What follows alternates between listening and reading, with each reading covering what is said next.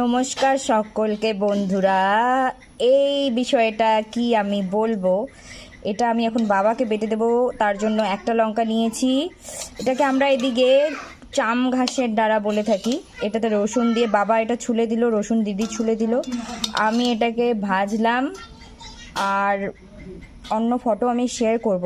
এখন এটাকে বাটবো, এটা খেতে যা টেস্টি। আর এখানে যতগুলো লঙ্কা আছে এগুলো সব আমি লঙ্কাগুলো আমি যখন খাবো তখন বাবাকে এটা দেবো। এখন একবার খাবে, পরে একবার খাবে। এর এই যে শিলপাটাটা দেখা যাচ্ছে, এটা আমার বাবা 35-36 বছর আগে, 36 বছর আগে কিনেছিল নিজের টিউশন পড়ানোর 25 টাকা দিয়ে। সেই নোড়াটা একজন ভেঙেছিল, তারপর এটা দু নাম্বারটাও ভেঙে গেছে বিশেষ কারণে। যাই হোক, এখন আমি এটাকে বাটবো আর এটা বাবা একবার খাবে আর আমার এখানে দাঁড়ার থেকে লঙ্কাই বেশি।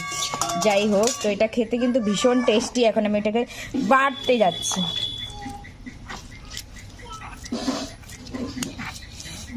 তো এটা পুরোটা কমপ্লিট হয়ে কীরকম হয় আমি সেটা ছবিতে দেখাবো।